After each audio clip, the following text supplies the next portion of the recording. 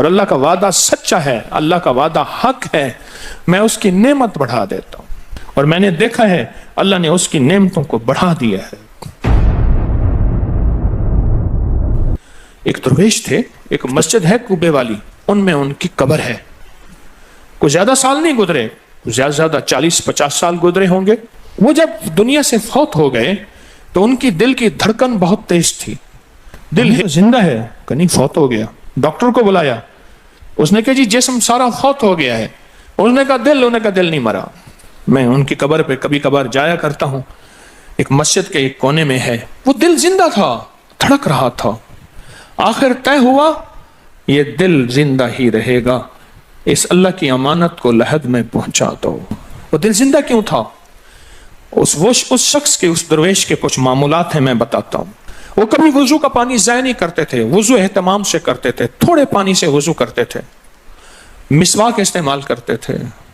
وہ ہر وقت بندہ ذکر کرتا تھا، اور کبھی سورۃ ملک نہ پڑھی ہو اور سوئے ہوں، سورۃ ملک یاد کی، پھر یاد کی، پھر یاد کی سورۃ ملک، اور کبھی اور درود پاک کا اہتمام کرتے تھے۔ لیکن پڑھتے کیسے تھے؟ آج ایک درود پاک پڑھنے کی ادا مجھ سے سیکھ لیں اور مجھے سکھا دیں، ہم سب سیکھنے والے ہیں۔ رسول اللہ صلی اللہ تعالی علیہ وسلم کا، میرے کملی والے کی اداؤں کا استحضار کرتے ہوئے، میرے حضور کی وفاؤں کا، میرے حضور کے احسانات کا، احسانات ساری کائنات کے جتنے بھی ہیں ان کے احسانات ہیں۔ میرے حضور کے جو احسانات ہیں ان سے بڑھ کے کوئی احسان نہیں۔ کسی نے امام زید سے پوچھا، جن کے نام پہ زیدی سادات ہیں، وہ ڈوب کے کچھ پڑھ رہے تھے، بہت ڈوبے ہوئے۔ کسی نے پوچھا کہ آقا کیا پڑھ رہے تھے؟ فرمایا درود پاک پڑھ رہا تھا۔ اور پوچھا کہ حضرت یہ ڈوب کے کیا؟ کہا اپنے بڑوں کے احسانات کا استحضار تھا کہ انہوں نے ہم پہ احسان کیا۔ امام زید کی ادائیں ہیں، استحضار ہو ساری کائنات کے احسانات، لیکن جو احسان میرے کملی والے کا ہے وہ کسی کا ہو نہیں سکتا، جو احسان میرے آقا کا ہے وہ کسی کا ہو نہیں سکتا۔ احسانات ہوں، اچھا پہلے تصور میں آئیں گے، پہلے زبان پہ، پھر تصور پہ، پھر توجہ پہ، اور پھر ایک وقت ایسا آئے گا، ایسا محسوس ہوگا کہ میرا حضور ہے، ان کے ہاتھ مبارک ہیں، حوض کوثر کا پیالہ ہے، وہ مجھے دے رہے ہیں، میں پی رہا ہوں، اور اس کا ذائقہ میری زندگی میں کبھی جائے گا ہی نہیں۔ ایسا ہوتا ہے، جن کے ساتھ یہ بیتی ہے بات، ایسا ہوتا ہے، اور 100% ہوتا ہے، اور 100% ہوتا ہے، ایسا ہوتا ہے۔ مشق کرتے کرتے آپ اس مقام تک پہنچ جائیں گے، مشق کرتے کرتے اس مقام تک پہنچ جائیں گے، خود محسوس ہوگا اور جاگتی آنکھوں سے محسوس ہوگا۔ اور مشق کرنی ہے حضور کے احسانات کو سامنے رکھ کے۔ ایک تصویر تو درود پاک پڑھ لیا کریں زندگی میں، روز ایک، چاہے زندگی یعنی دن میں کسی وقت بھی صبح شام پڑھ لیں بہتر ہے، ورنہ ایک تصویر ایسی جس میں حضور کے احسانات ہوں کہ یا رسول اللہ آپ کی برکت سے آج میری پیشانی سجدوں میں ہے، یا رسول اللہ آپ کی برکت سے آج میں آپ سے مانگنے والا، آپ کے رب سے مانگنے والا ہوں اور اس کے غیر سے مانگنے والا نہیں ہوں، یا رسول اللہ آپ کی برکت سے میں قرآن کا حامل ہوں، سجدوں کا حامل ہوں، نماز کا حامل ہوں، اور آپ کی برکت سے یہ ملا مجھے نیکیاں، یہ عبادتیں، یہ سعادتیں، یہ راحتیں، یہ رحمتیں، یہ برکتیں، یہ خیریں ملی، یا رسول اللہ آپ کی برکت سے۔ ایک تصویر ایسی ہو جس میں میرے آقا کے احسانات کا سخت ترین تصور ہو، سخت ترین خیال ہو اور سخت ترین استحضار، ایک تصویر ایسی ہو۔ اچھا پہلے یہ تصور میں بات آئے گی، پھر تصور بڑھتا چلا جائے گا، پھر یہ تصور ترقی کی راہیں اختیار کرے گا، پھر یہ ترقی اور آگے بڑھے گی، بڑھتے بڑھتے ایک وقت ایسا آئے گا کہ احساس ہوگا کہ حضور سامنے تشریف فرما ہے اور میں آقا کے قدموں میں بیٹھا ہوں۔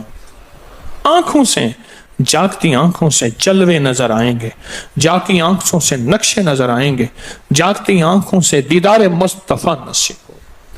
कई दरवेश थे, कईयों ने कहा हमारे लाहौर में शादरा है, वहां एक साहब थे, किसी दरवेश के पास गए, उसने कहा जी मुझे हजूर का दीदार करा दे। फरमाए आंखें बंद कर। आंखें बंद करके तो उस दम उसकी झटके से आंखें खोली, कहा अल्लाह की कसम मैंने हजूर का दीदार कर लिया। जागती आंखों से आप एक आज फैसला करें, एक तस्बीह दरूद पाक की पढ़ें, सुबह शाम पढ़ें, 12 तस्बीहां पढ़ें, 16 पढ़ें, 100 पढ़ें, 1000 पढ़ें, लाख पढ़ें रोजाना, लेकिन एक तस्बीह ऐसी हो जिसमें हजूर के एहसानात, हजूर की शफकतें उम्मत पे, हजूर की मोहब्बतें उम्मत पे, मेरी कमली वाले की अताएं, शफकतें, मेहरबानियां, कमालात, एहसानात, उसका तसव्वुर करते हुए पढ़ेगा। पहले तसव्वुर नहीं जमेगा, फिर आहिस्ता आहिस्ता आहिस्ता आहिस्ता यह तसव्वुर तवज्जो में तब्दील होगा, तसव्वुर तवज्जो में तब्दील होगा, फिर यह तवज्जो धियान बन जाएगा, फिर धियान एतकाद बन जाएगा, ईकान कहते हैं जिसे, फिर ईकान यकीन की शक्ल अख्तियार करेगा। जब यकीन बनेगा ना, फिर ऐसे अल्लाहुम्मा सल्ली अला पढ़ेंगे और सल्ली अला के सारे नक्शे सामने आ जाएगा, सल्ली अला के सारे नक्शे सामने आ जाएंगे, सारी कैफियतें सामने आ जाएंगी। ऐसे लोगों को सुनो जो फायदा होता है वो तय्युल अर्ज हासिल हो जाता है, ऐसे लोगों को तय्युल अर्ज हासिल हो जाता है। तय्युल अर्ज ये है कि अल्लाह के बाज़ औलिया बंदे ऐसे हैं, वो पहला कदम उठाते हैं तो दूसरा कदम 1400 मील का होता है। पहला कदम के बाद जब दूसरा कदम, वो 1400 मील का। तय्युल अर्ज की आज मैंने आपको बुनियाद बता दी, वो मेरे आका की मोहब्बतें और मेरे आका के एहसानात और मेरे कमली वाले के एहसानात का तसव्वुर करके इस्तेहज़ार कल्बी, इस्तेहज़ार लिसानी, ये पढ़ के दरूद पाक पढ़ें, जुबान से दरूद पाक पढ़ें, कबूल, बेदिहानी से पढ़ें, कबूल। दरूद है ही ऐसी इबादत, बेतवज्जी से पढ़ें, कबूल। मसरूफ जिंदगी में पढ़ें, कबूल। वजू पढ़ें, कबूल। बेवजू पढ़ें, कबूल। पर एक तस्बीह कोई ऐसी भी पढ़ के देख लें जो मेरी आखिरत का सामान बन जाए, और दुनिया में मरने से पहले अल्लाह मेरे दिल की आंखें खोल दे। चेहरे की तो खुली हैं, अल्लाह दिल की खोल दे। हाँ, दिल की आंखें जिसकी खुल जाती हैं वो जिंदगी में कामयाब, दुनिया में कामयाब, इज्जतों के ताज, शान और शौकत के ताज, जिसकी दिल की आंखें खुल जाती हैं। वो नामुराद भी है ना तो बामुराद हो जाता है। और जो बंदा हजूर के एहसानात के साथ एक तस्बीह दरूद पाक की पढ़ेगा वो नामुराद से बामुराद होगा। और बामुराद कैसे होगा, जरा गौर से सुने। बामुराद कैसे होगा, जरा गौर से सुने। बामुराद ऐसे होगा, बामुराद ऐसे होगा कि अल्लाह पाक अगर उसकी पेशानी पे बदबख्ती, शकावत, जिल्लत, लानत लिखी है, अल्लाह दरूद पाक इस्तेहज़ार से पढ़ने की बरकत से उसकी पेशानी पे रहमत, अता और शफकत, मेहरबानी, मोहब्बत और करम लिख देता है। एक तस्बीह ऐसी पढ़ लें जिस एक तस्बीह पे इस्तेहज़ार हो, दिल की कैफियतें, दिल की गहराइयां हो, जिसे एक तस्बीह पे। उस एक तस्बीह के बाद फिर आप अपने वजूद को देखें। एक फायदा और होगा, जो जिन्होंने ये अमल किया उन्होंने बताया। एक फायदा और होगा, वो फायदा ये होगा कि जिस्म हवाओं में तहलील हो जाएगा। ये वजूद खत्म हो जाएगा, ये जो मौजूदा वजूद है। देखें, आप जो ख्वाब देखते हैं ना, वो भी आपका वजूद होता है, वो रूह की दुनिया का वजूद होता है। ये तन और मन की दुनिया का वजूद है। इस वजूद को फना है, रूह की दुनिया के वजूद को फना नहीं है, बका है। फिर आपको रूह की दुनिया का वजूद मिलेगा, और रूह की दुनिया का वजूद फिर कायनात की सैर करेगा और कायनात के जलवे देखेगा, कायनात के मज़ाहिर और मंजर देखेगा। फिर आप जुबान पे नहीं ला सकेंगे कि लोगों के बर्तन छोटे हैं। और फरमाया फिर ये शख्स अपने आप को छुपाएगा ऐसे जैसे कोई नापाक कपड़े को छुपाता है, अपने ऐबों को जो छुपाता है, ऐसे अपनी इस विलायत को छुपाएगा। एक तस्बीह से इब्तिदा होती है, एक तस्बीह से। मेरे शेख रहमतुल्लाह अलैह ने मुझे 1984 में बैत फरमाया और इस एक तस्बीह के पढ़ने की तरतीब फरमाई। اللہ کرے مجھے بھی مل جائے.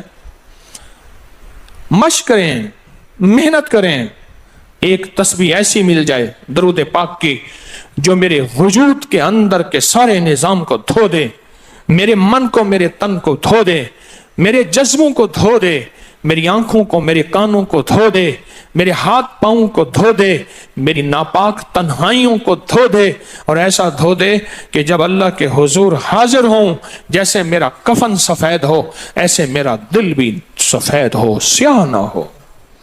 یہ ایک تسبیح میری زندگی میں, ایک تسبیح ایسی ہو میرے حضور کا احسان کر, آپ کے احسانات. اللہم صلی علی محمد و آل محمد, اللہم صلی علی محمد کما تحب و ترضی لہ, اللہم صلی علی محمد بعدد کل دائن و دوائن وبارک وسلم. کوئی بھی درود, مسنون درود ہے, اسے پڑھیں, ایک تسبیح پڑھیں, پر پڑھیں ایسے. اور میں یہ نہیں کہتا کہ صرف ایک ہی پڑھیں, یہ میں ابتدا بتا رہا ہوں, یہ ابتدا بتا رہا ہوں. اگر اس ابتدا میں ایک تسبیح ایسی پڑھنی شروع کر دیں, زندگی کمال, حیرت انگیز کمال. ٹینشن کا علاج آخری درجے کا, ذہنی دباؤ تناؤ کا علاج, ہائی بلڈ پریشر کا علاج, لا علاج بیماریوں کا علاج, الجھی ہوئی زندگی کا علاج, ناممکن مسائل کا علاج اور پریشانیوں کا علاج, دکھوں کا علاج, مسئلوں اور مشکلوں کا علاج, ایک تسبیح دھیان سے پڑھی ہوئی. پھر ایک تسبیح کریں گے کیا, یہ فرشتوں کو ہدیہ کریں کہ میرے آقا کی بارگاہ میں پہنچائیں. نیک زمزم کی روحیں ان کو ہدیہ کریں, میرے آقا کی بارگاہ میں پہنچائیں. اور اللہ کے نیک ولیوں کو, صالحین کو ہدیہ کریں, اور نیک جنات کو ہدیہ کریں. ہاں, یہ ایک تسبیح ہدیہ کریں. فرمایا کتابوں میں ہے جتنی بھی نیک روحیں ہیں اس دنیا میں, کائنات میں جہاں بھی وہ بندہ فوت ہوتا ہے, ہر نیک روح, جنتی روح زمزم کے کنویں میں اس کا قیام ہے, اس کا مسکن, اس کا قیام زمزم کے کنویں میں ہے. اور جتنی بھی بدکار روحیں ہیں وہ دنیا میں جہاں بھی مرے, ان کا قیام برہوت ایک کنواں ہے جو یمن میں ہے, اس کنویں میں ان کا قیام ہے.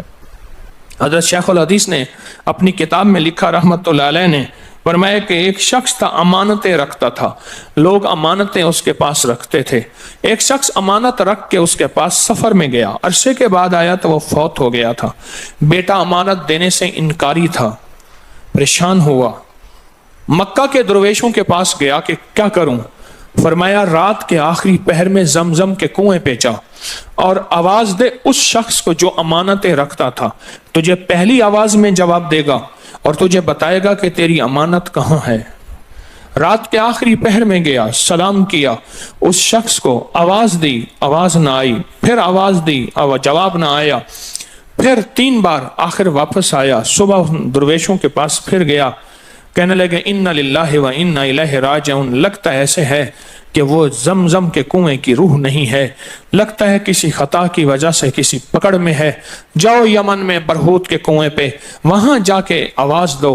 وہ پھر سفر کرتے ہوئے برہوت کے کنویں میں گیا, رات کے آخری پہر میں آواز دی تو پہلی آواز میں جواب ملا, تیری امانت موجود ہے اور وہ تیری امانت فلاں جگہ پڑی ہے, اس کو کھود کے نکال لے. اور پوچھا آپ یہاں کیسے؟ کہا کہ بس کوئی عمل ایسا ہو گیا تھا جس عمل کی وجہ سے میں اس وقت بدکار روحوں کے ساتھ ہوں. جتنے بھی نیک روحیں ہیں پوری کائنات میں, ازل سے لے کر ابد تک, آخری دم تک, آدم سے لے کر آخری دم تک, جتنی بھی نیک روحیں ہیں وہ ساری نیک روحیں, وہ ساری نیک روحیں زمزم میں رہتی ہیں. جو درود پاک پڑھیں, جو نفلی عبادات پڑھیں, جو تسبیحات پڑھیں, جو ذکر کریں, جو ہدیہ صدقہ کریں, وہ کیا کریں, سارے فرشتوں کو پہلے ہدیہ کر دیں, فرشتوں کو ہدیہ کر دیں. ان میں وہ فرشتے بھی موجود ہوں گے جو میرے حضور کے روزے پہ جائیں گے. صبح فجر کے بعد فرشتے جاتے ہیں, فرشتے فجر سے لے کر عصر تک فرشتے درود و سلام میرے حضور کے روزے پہ پڑھتے ہیں. پھر ڈیوٹیاں تبدیل ہوتی ہیں, پھر عصر سے لے کر فجر تک اور فرشتے آتے ہیں. اور یہاں تک روایات میں آتا ہے کہ جو آج فرشتوں کی ذمہ داری لگی ہے, خدمت لگی ہے, پھر وہ قیامت تک ان کی خدمت پھر نہیں آئے گی اور وہ پچھتاتے رہیں گے۔ اتنے فرشتے اللہ نے بنائے ہیں، جو بھی درود پاک پڑھیں اور اس کے علاوہ عبادات جتنی بھی کریں وہ ساری عبادات فرشتوں کو ہدیہ کریں، وہ ساری عبادات نیک روحوں کو ہدیہ کریں جو زمزم کے کنویں میں رہتی ہیں، اور ساری عبادات فرشتوں کو، روحوں کو اور جنات کو ہدیہ کریں، اور ان سے کہیں کہ اللہ سے دعا کریں اللہ میرے یہ کام بنا دے۔ پھر کام بنتے دیکھیں، پھر مسائل حل ہوتے دیکھیں، پھر ناکامیاں ختم ہوتے دیکھیں، پھر حالات کو انشاءاللہ سنورتا دیکھیں، سنورتا دیکھیں، سنورتا دیکھیں۔ بہت میں نے طاقتور وظیفہ، بہت طاقتور عمل اور بہت طاقتور ایک کنجی اور ایک راز دے دیا آپ کو۔ بہت عجب عمل ہے، بہت طاقتور اور بہت حیرت انگیز عمل ہے جو میرا نہیں، صدیوں سے آزمودہ ہے، صدیوں سے آزمودہ ہے۔ اللہ کے دوست اس کو کرتے چلے آئے ہیں، اور اللہ کے دوستوں کا آزمودہ عمل ہے بہت زیادہ، بہت زیادہ۔ پر ایک تسبیح ایسی ہو جو توجہ سے، جو احسانات کا تصور کر کے، جو میرے کملی والے کے احسانات کا تصور کر کے، تصور کر کے، تصور کر کے، احسانات کا تصور کر کے، ایک تسبیح ایسی ہو ڈوب کے، یا اللہ دنیا میں ایسی جگہ کوئی کہیں ہوتی، یا اللہ دنیا میں ایسی جگہ کوئی کہیں ہوتی، اکیلے بیٹھے رہتے یاد تیری دل نشیں ہوتی۔ کوئی ایسی جگہ ڈھونڈ لیں، نہیں ملتی کوئی ضروری نہیں اپنے دل کو تنہائیوں میں لے ہیں۔ وہ کیسے؟ دنیا کے مشغلوں میں ہم باخدا رہے، دنیا کے مشغلوں میں ہم باخدا رہے، سب کے ساتھ رہتے ہوئے سب سے جدا رہے، سب کے ساتھ رہتے ہوئے سب سے جدا رہے۔ کوئی لمحہ ایسا اپنے آپ کو تنہا کر لیں، کوئی لمحہ ایسا اپنے آپ کو فارغ کر لیں، کوئی لمحہ ایسا اپنے آپ کو تنہائی میں بٹھا کے نا ایک تسبیح درود پاک کی، اور تسبیح نہیں ہے یہ انگلیوں کے نشان تسبیحیں ہیں۔ یہ پھر تسبیح بھی جہاں گواہی دے گی وہاں قیامت کے دن یہ انگلیاں بھی گواہی دیں گی۔ پھر یہ تسبیح ہدیہ کریں،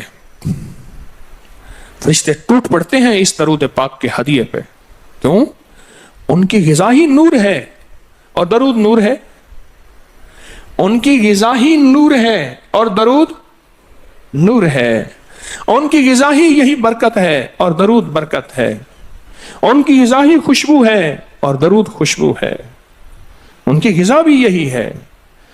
ایک تسبیح ایسی ہو جس پہ آپ دیوانے ہو جائیں۔